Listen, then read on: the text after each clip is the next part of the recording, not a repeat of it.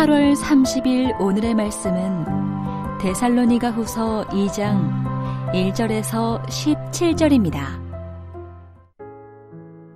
형제들아, 우리가 너희에게 구하는 것은 우리 주 예수 그리스도의 강림하심과 우리가 그 앞에 모임에 관하여 영으로나 또는 말로나 또는 우리에게서 받았다 하는 편지로나 주의 날이 이르렀다고 해서 쉽게 마음이 흔들리거나 두려워하거나 하지 말아야 한다는 것이라. 누가 어떻게 하여도 너희가 미혹되지 말라. 먼저 배교하는 일이 있고 저 불법의 사람 곧 멸망의 아들이 나타나기 전에는 그 날이 이르지 아니하리니 그는 대적하는 자라. 신이라고 불리는 모든 것과 숭배함을 받는 것에 대항하여 그 위에 자기를 높이고 하나님의 성전에 앉아 자기를 하나님이라고 내세우느니라. 내가 너희와 함께 있을 때에 이 일을 너희에게 말한 것을 기억하지 못하느냐? 너희는 지금 그로 하여금 그의 때에 나타나게 하려 하여 막는 것이 있는 것을 아나니 불법의 비밀이 이미 활동하였으나 지금은 그것을 막는 자가 있어 그 중에서 옮겨질 때까지 하리라. 그때에 불법한 자가 나타나리니 주 예수께서 그 입의 기운으로 그를 죽이시고 강림하여 나타나심으로 패하시리라. 악한 자의 나타남은 사탄의 활동을 따라 모든 능력과 표적과 거짓 기적과 불의의 모든 속임으로 멸망하는 자들에게 있으리니 이는 그들이 진리의 사랑을 받지 아니하여 구원함을 받지 못함이라. 이러므로 하나님이 미혹의 역사를 그들에게 보내사 거짓 것을 믿게 하심은 진리를 믿지 않고 불의를 좋아하는 모든 자들로 하여금 심판을 받게 하려 하심이라.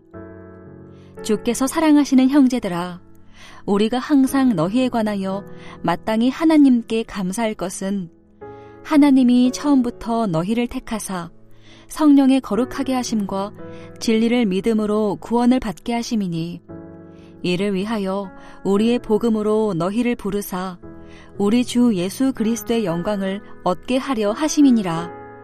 그러므로 형제들아, 굳건하게 서서 말로나 우리의 편지로 가르침을 받은 전통을 지키라. 우리 주 예수 그리스도와 우리를 사랑하시고 영원한 위로와 좋은 소망을 은혜로 주신 하나님 우리 아버지께서 너희 마음을 위로하시고 모든 선한 일과 말에 굳건하게 하시기를 원하노라. 화요일 아침 주님 앞에 나오신 여러분을 환영하고 축복합니다. 주님의 재림을 기다리며 인내로 선한 삶을 살아가는 여러분 되시기를 축복합니다. 오늘 본문은 재림이 이미 지나갔다는 이단적 가르침으로 혼란스러워하는 데살로니가 교인들에게 바울이 재림에 대한 바른 관점을 제시하고 있습니다. 바울은 재림 이전에 뚜렷한 징조가 있을 것이다. 그 징조가 아직 나타나지 않았으니 재림의 날이 아직 이르지 않았다. 그러니 데살로니가 성도들은 헛된 가르침에 흔들리지 말고 인내로 선한 삶을 살아야 한다고 권면하고 있습니다. 여러분, 예수님께서 승천하실 때 사도행전에 보면 천사들은 제자들에게 예수님이 그들이 본 그대로 다시 오실 것이라고 말하고 있습니다. 성경 곳곳에서 예수님은 다시 오실 것이고 그 날은 주의 날로 심판과 회복이 있는 날이 될 것이라고 말하고 있습니다. 이 말의 의미는 무엇입니까? 예수님은 분명히 다시 오신다는 것이죠. 오늘 본문에 데살로니가 성도들이 당면한 문제는 바로 예수님이 이미 재림했다는 것입니다. 데살로니가 성도들은 혼란스러웠고 이에 대해 바울은 2절에 그런 거짓 교훈에 흔들리거나 두려워하지 말라고 합니다. 그 이유는 주의 날이 이르기 전에, 즉 예수님이 재림하기 전에 3, 4절에 보면 두 가지 일이 먼저 일어나야 하기 때문입니다. 그 하나는 배도하는 일이 일어납니다. 예수님을 부인하고 믿음을 버리는 일입니다. 그런 다음 불법의 사람, 멸망의 아들이 나타나서 자신을 최고의 신으로 주장하고 하나님이라고 그렇게 주장하는 일까지 벌어집니다. 그런 일이 아직 일어나지 않았으니 주의 날이 이르지 않았음을 확실하게 해주고 있는 것입니다.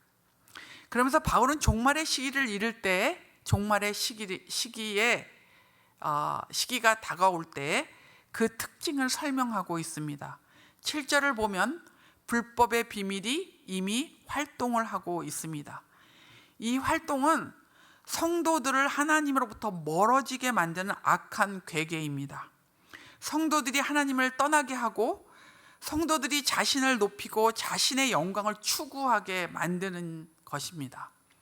불법의 비밀을 통해서 사단이 하는 일은 하나님과 성도를 이간질하는 것입니다. 성도가 믿음을 버리게 하고 그리고 기독교 공동체를 허무는 것이 그들의 목적입니다. 비밀이라는 말에서 알 수 있듯이 불법의 비밀은 쉽게 우리가 느낄 수 없는 방법으로 우리에게 교묘하게 다가오고 있습니다. 그래서 우리도 모르게 미혹되게 만듭니다. 그러므로 우리는 늘 깨어 있어야 하는 것이죠. 불법의 비밀이 현재에 있는 일이라면 적그리스도의 출현은 미래에 있는 일입니다. 적그리스도는 복음을 대항하고 말씀을 왜곡하여 성도들이 참된 말씀에 대한 분별력을 상실하게 만든다고 합니다. 9절과 10절을 보면 적그리스도가 그리스도를 흉내내서 능력과 치유와 기적이 일어나기도 합니다. 그럴듯하게 비슷하게 하여 사람들을 속이고 미혹합니다. 능력과 기사와 이적 같은 영적인 현상에 사람들은 더더욱 가짜와 진짜를 구분하기 어려워하게 됩니다. 이렇게 가짜를 따라가는 자의 결국은 멸망뿐입니다.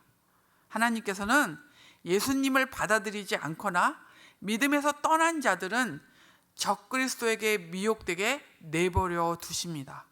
거짓 것을 믿게 해서 불의를 좋아하는 그들을 하나님은 심판받게 만드십니다. 그러나 적그리스도라고 여러분 자기 마음대로 이 땅에 출현하는 것은 아닙니다. 6, 7절을 보면 6절과 7절을 보면 적그리스도의 완전한 출현을 막고 있는 것이 있습니다.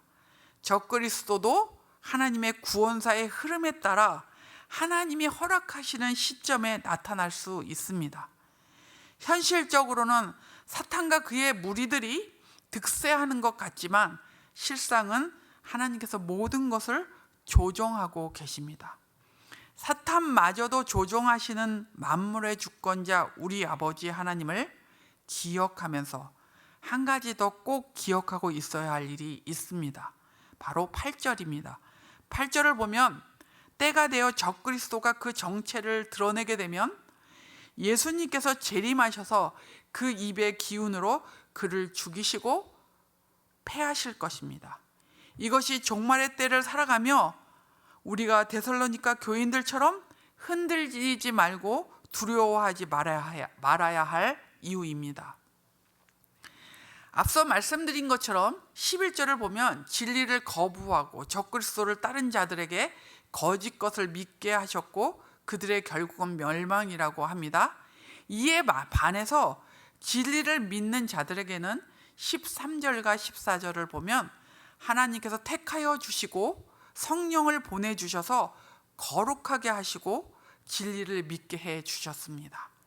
진리를 믿음으로 구원받게 해 주시고 그리스도의 영광에 참여하는 자가 되게 하셨습니다. 데살로니가 교인처럼 종말의 때를 살며 주님의 재림을 기다리는 우리는 어떻게 살아야 할까요? 흔들리지 말고 말씀을 굳게 붙잡으십시오. 미혹되지 않도록 깨어있고 분별할 수 있어야 합니다. 15절에 이렇게 말하고 있습니다. 그러므로 형제들아 굳건하게 서서 말로나 우리의 편지로 가르침을 받은 전통을 지키라. 바울은 복음의 능력과 확신 가운데 자신이 가르친 그 교훈에 서서 흔들리지 말고 말씀을 지키라고 권하고 있습니다. 우리가 믿음과 확신이 강하다면 흔들리지 않을 수 있습니다. 사탄의 미혹에 넘어가는 것은 우리의 믿음과 확신이 약하기 때문에 흔들리고 넘어지는 것입니다. 그러므로 말씀을 받을 때마다 그 말씀을 잃어버리지 말고 말씀을 붙잡고 흔들리지 않아야 합니다. 그 말씀을 지키고 살아야 합니다. 우리가 말씀을 지키려고 할 때 어려운 일이 생길 수도 있습니다. 그런데 16절을 보면 말씀을 굳건히 지키려 할 때 하나님께서 감당할 위로 그리고 힘을 주실 것을 사도 바울은 기도하고 있습니다.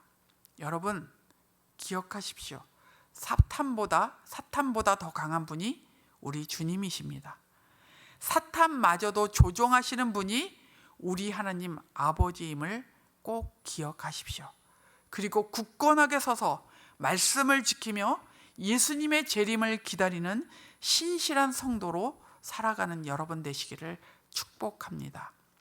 오늘의 암구호는 굳건하게 서서 말씀을 지키며 주의 재림을 기다리라 입니다. 굳건하게 서서 말씀을 지키며 주의 재림을 기다리라. 오늘 기도하실 때 우리와 우리 자녀들이 굳건하게 서서 말씀을 지키며 재림을 준비하는 믿음의 사람이 되게 해달라고 기도해 주십시오. 기도하겠습니다.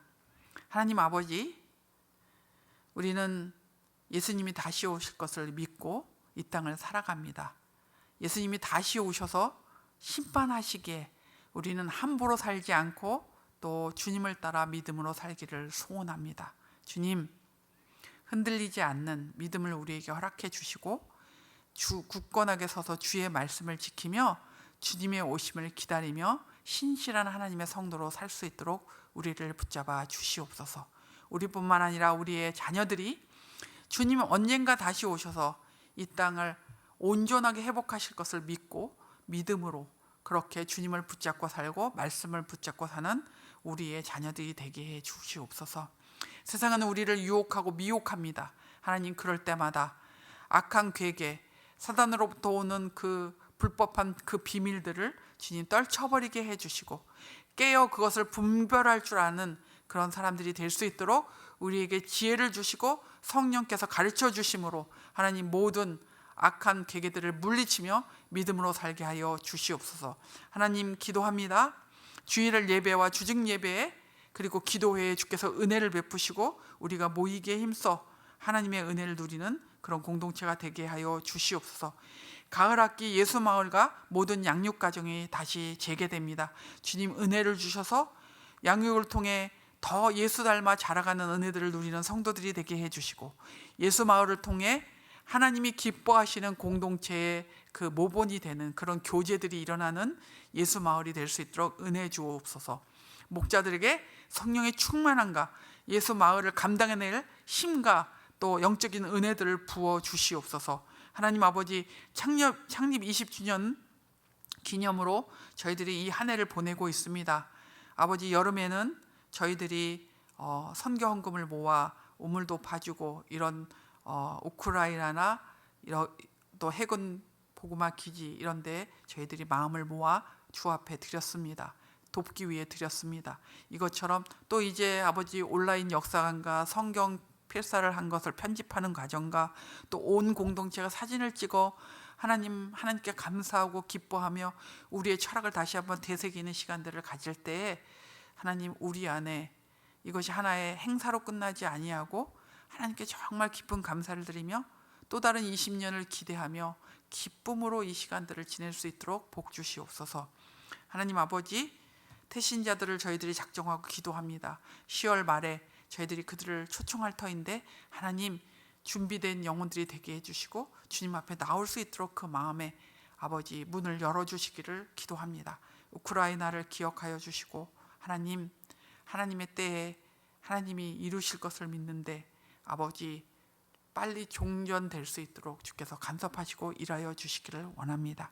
오늘 하루도 주님 앞에 맡겨드리며 주의 은혜를 구합니다. 예수님의 이름으로 기도합니다. 아멘.